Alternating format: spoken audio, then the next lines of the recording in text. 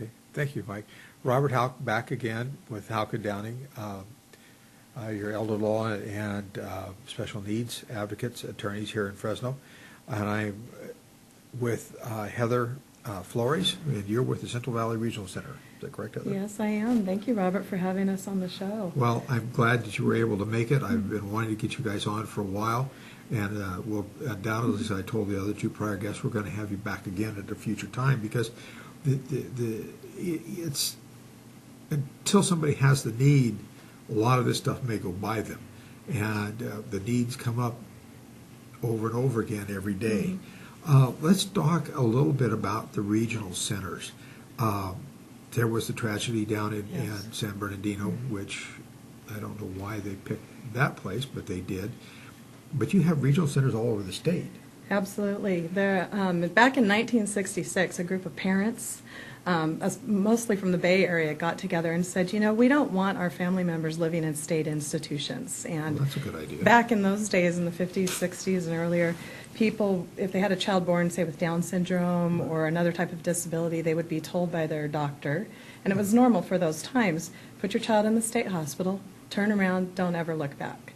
Well, many family members really wanted to have their family members live with them at home, regardless of the disability, and there just weren't the community supports in place at that time. So this group of parents actually went and harassed Senator Frank D. Lanterman, and actually rode up and down the elevator with him to say, hey, we want a Civil Rights Act for our kids, and we want support in the community for them. And in 1969, Governor Reagan signed into law what's called the Lanterman Act, which established 21 regional centers throughout the state of California. Wherever you reside in California, if you have a child with an eligible condition, your child or family member will be served throughout the state. So it's really a wonderful Civil Rights Act. It is, and I told you I'm with the California Senior Legislature, and it's a volunteer organization funded not by the taxpayers but by donations, and we suggest laws to the regular legislature. So I'm sure that in this day and age, the California Senior Legislature is a place that some of these people could have gone and maybe get some help and support for some of that. But you talked about the conditions. What kind of conditions do you guys serve? It's a really wide. I don't think most people are aware of. Exactly. And, disability can touch anybody at any time, but the way that the legislator through the Lanterman Act has just defined the eligible conditions, we serve infants and children at risk, so up to 36 months, who are at risk for having a developmental disability. And after the age of 3, through the rest of the lifespan, we serve individuals with autism, intellectual disability, cerebral palsy, and another category for people who have conditions similar to someone with intellectual disability. That really covers a multitude of conditions. And I've worked with families who've had adult children, if you will. Yep. Your child always remains a child, no matter how old they are. They're always a child. I have a child who's 28, in the Air Force. There'll always be that factor, but I've worked with a couple of them doing conservatorships for the adult child, because many of them don't realize they have control of that child. They can sign all the medical stuff up until the time that child turns 18, regardless of where their development's at. They have that control, but after 18, you have to have a different set of controls. So that's how I've come to know you folks, is by doing conservatorships for those students. And if they qualified, one of the things that one of the judges pointed out to me a long time ago was that if that child is getting SSDI as their only income, we don't have to do a conservatorship of the estate. We just be a person to allow them to do the medical decisions. And so in your office here, now I know that we gave Mike some information we'll put up on the screen, and you brought in a brochure with this, and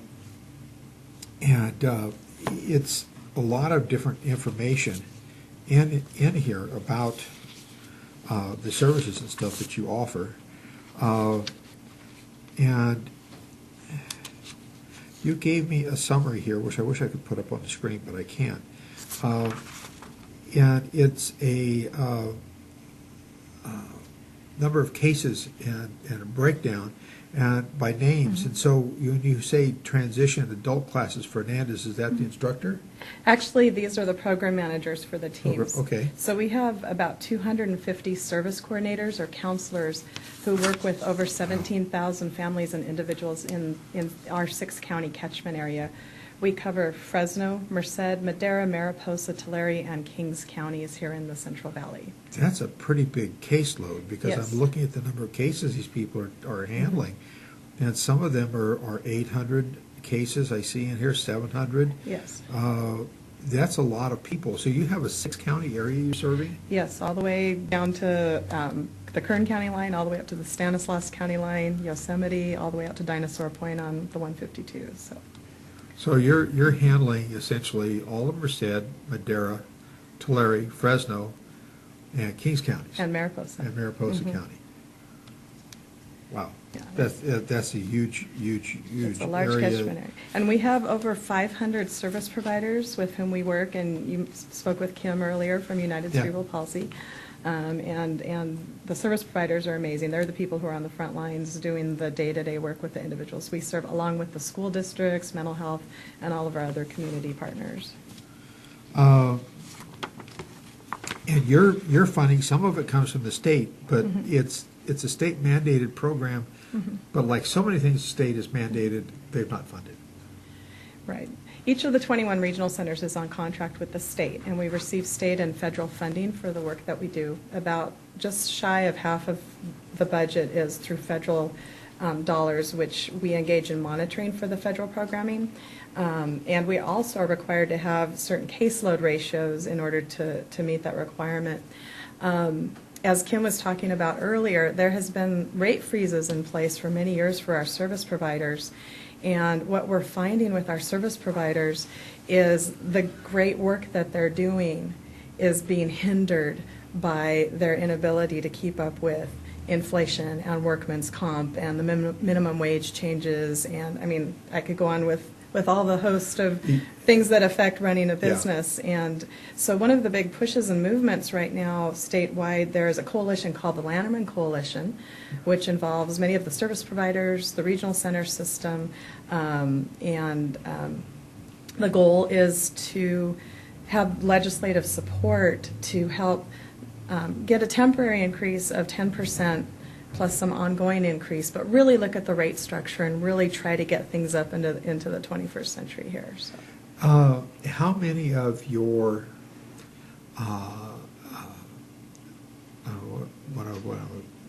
I'm searching for the right word here. What do you refer to the people that are in your care, are in this program? What percentage of those people that are in the program that are over 60 years of age? Oh, you're making me do math. Yeah.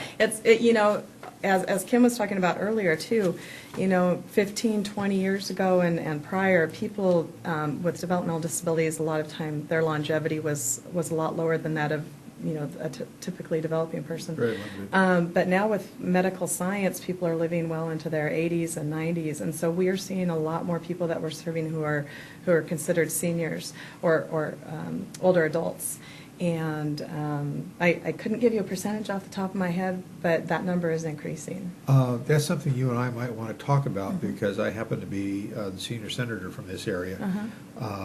Because they're in that bracket, Right. maybe I can help propose a law with the California Senior Legislature, provided we make it through the budget crisis we're in right now. For next year, it'll come up, because we recommend everybody's required to submit 2 proposals, and we all review the proposals in our committees and things, and then and we vote at the end of the session that we have to select the top 10 state and the top 4 federal. And that could be something we could recommend to the state to, a lot of times we get a lot of legislatures will listen to the seniors and the senior needs. They don't realize that senior also accompanies the people you serve. Absolutely. And that they're not all people that are older on Social Security. Some of us are still working, and they're out there in different programs. At your facility, do you have classes and stuff out there as they did with United Cerebral Palsy? We don't provide the direct care. Our service providers provide the direct care. However, we do have a genetics clinic on site. We also have a wheelchair clinic on site. We have a physiatry clinic on site, so we do some of the medical aspects. We link people to other medical needs that they may have in the community. We do have a room where we allow people from the community who are related to the work that we do to come in and do trainings and that sort of thing as well. So I want to talk to you a little bit. You're talking about your service providers. Can we talk briefly? We have more time. Okay. We've got a break coming up in less than 2 minutes. All right. But who are some of your service providers that we've been talking about so Right. generically? Generically. Well, we have the ARC of Central California, United Okay. Cerebral Palsy, Exceptional Parents Unlimited. So we work, those are programs who provide infant development programs, adult day programs, work programs. We also have providers who provide residential service programs, places for people to live, and if they want to try something new, take a break from their families, or if their families need support with their care. We also provide respite services in-home for family members. You know, the goal is to help keep family members at home and support them as much as needed. We also have behavioral services for people, and especially you hear about behavioral services associated with autism. So quite a range of programming. Respite care is something that I know about with caregivers for the seniors because it's a big issue. A lot of people don't understand what caregiving means and what it entails. Right. I have a lot of people, our clients are always the senior, unless the senior doesn't have capacity to make decisions, but they'll sit there and the senior will tell us, well, you know, my kids will take care of me. And Marcy and I will have a talk. Do you mean that means turning you in bed? So you don't get bed sores, trying to pick you up? Can they physically do it? Right. So one of the things that always I like to hear is respite care, and because that's a big issue. And when we're going to take a break here in a couple of seconds, when we come back, I want to talk more about your respite care. Absolutely. Because it's a big issue. When you say, you talked about ARC, can you explain what ARC is just a little bit? Well, we'll start with ARC and respite care when we come Fantastic. back. Okay.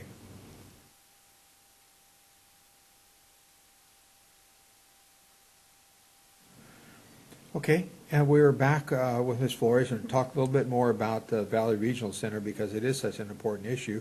And we had Kimberly on earlier with United Cerebral Palsy, and that's one of your outreach programs that you have there. We're talking about respite care, and we talked a little bit about what we're on the break and how important respite care is. What does your respite care program entail? I mean, how much time can you give a person caring for one of these patients? Well, we talked a little bit earlier about the budget crisis and this sort of thing, and one of the ways that there was a remedy from the state to contain costs is they cut the respite services and have a cap on them down to 30 hours a month. So the most that a family can qualify for at this point in time, unless there's a serious issue like their house burns down or something along those lines, is the 30 hours a month. So we do an assessment with the family. We talk about, you know, do you have time to do a date night with your spouse or your significant other? Do you have time to go to your other children's baseball games? You know, and come up with an amount for them that's meaningful to their family. Sometimes people don't want to take respite because they think that's taken from the government, and, you know, they don't want to do that. And we really encourage them to do so because, as you and I were talking about at the break, you need that time for yourself. You need that mental recovery. You don't want to have caregiver burnout. And you want to be there for all your family members. And, you know, not everybody that has a child or a family member with special needs feels like their family member causes them stress, but there are stressful elements that sometimes creep into people's lives that they're not aware of. So it's something that we've discovered in our practice and working with the seniors is people do not understand what that means. We went through it in my family when my own mother came home on hospice, and to have somebody there, as you said, you don't ever really sleep well because you're always listening for something that's going on. It's provides with cancer patients, as Donna was talking about, that in later stages of life that comes up. Yeah. And it's a big thing. And 30 hours a month is not enough. I mean, that's 3 8-hour shifts, and when you realize it's a 24-hour-a-day job, Right. we discovered when we were doing care contracts for veterans benefits and things that the VA and Medi-Cal will, if you say, I'm taking care of my my husband or my child or whatever, 24 hours a day, they will say no. They will limit you to 8-hour days, 5 days a week, because you Right. need the time off. Of course, they don't pay for the other time off, but they will limit you and tell you that you can't get that. One of the other programs you talked about is ARC, and ARC is really something a lot of other people don't know about as well. You want to explain Right. ARC for us a little bit? The ARC in general is a nationwide program. We do have the ARC of Fresno Madera counties as our local ARC out here. And back when the Lanterman Act was getting started, the ARC actually supported the families in getting the ball rolling and talking to Senator Lanterman and getting the legislation. So the ARC does a lot of great work with legislation on behalf of individuals with special needs, as does UCP on a nationwide level, really What- lobbying for, making sure that people's civil rights are being met. What does ARC stand for? It used to stand for, and pardon my language, Association of Retarded Citizens. That no longer is an acceptable term, and Right. you've heard people talk about the R word, so we don't use Yeah. that word anymore. And so the ARC changed their names, and literally it means the ARC. Right. It's Yeah. ARC, not like Noah's Ark, but arc, Correct. like a curve.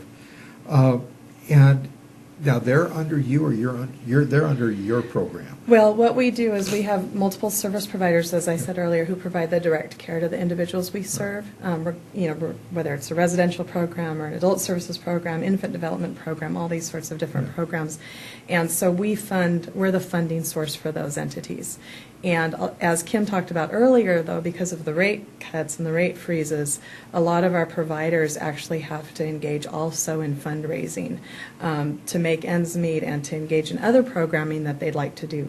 So. And that, of course, when they stop to do that, takes away from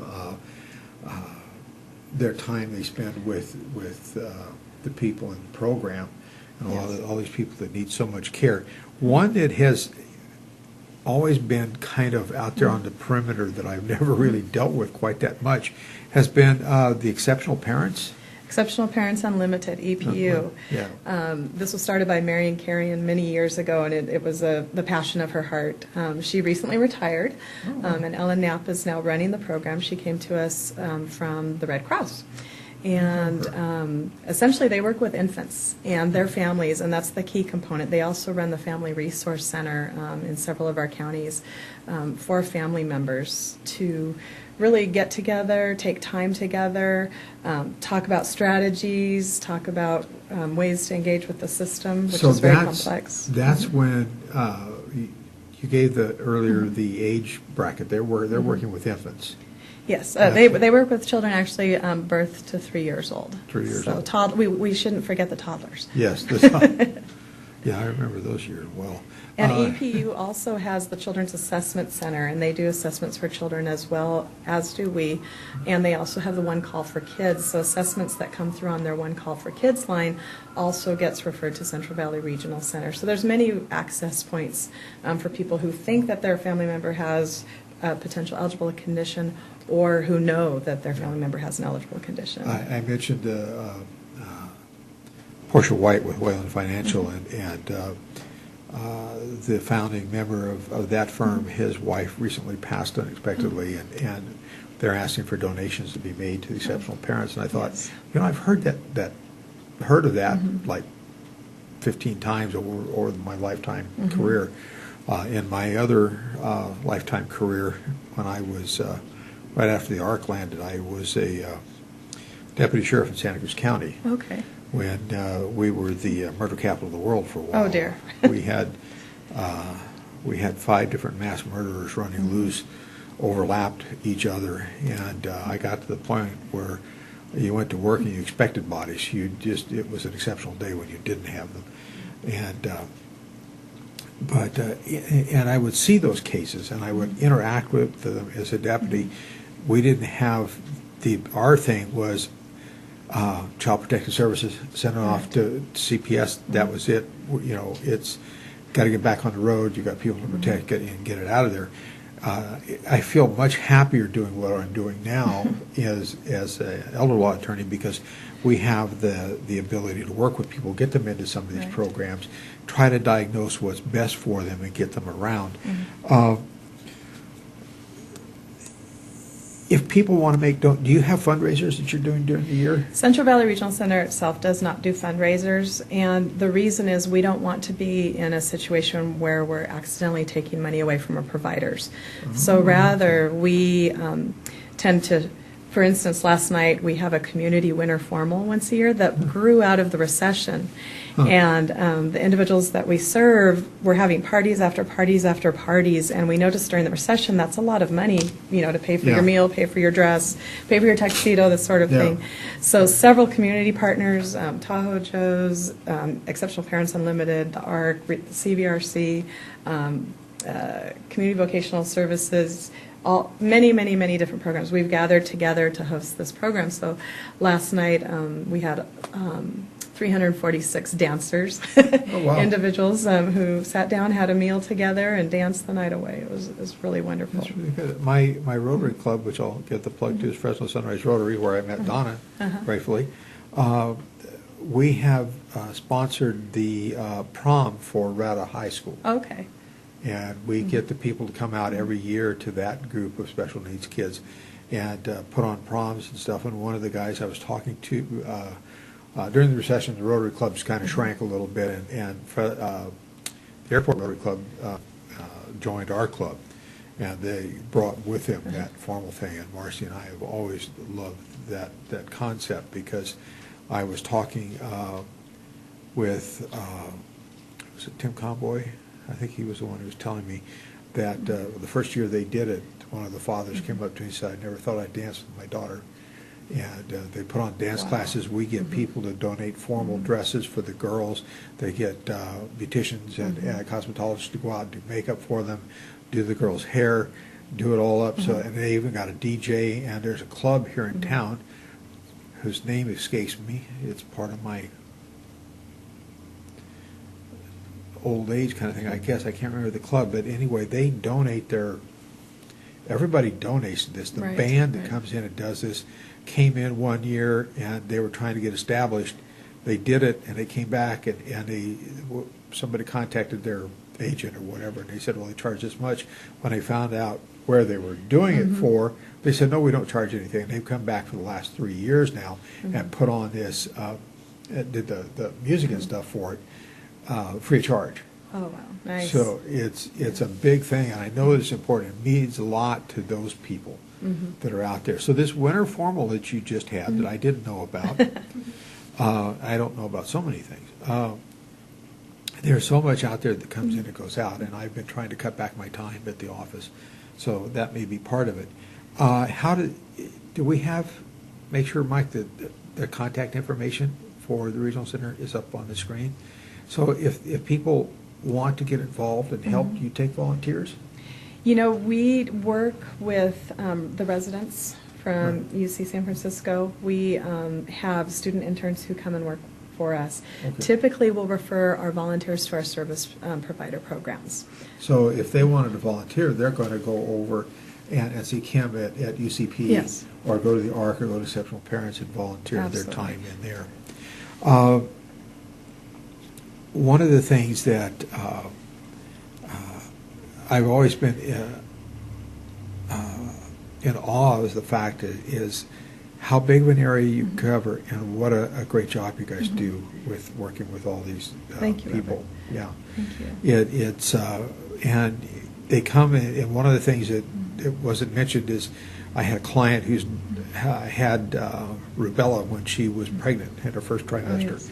And her daughter was a special needs young lady, and she was getting great care through the Valley Regional Center up in Modesto, Turlock area where I grew up, and it provided a lot of help to them.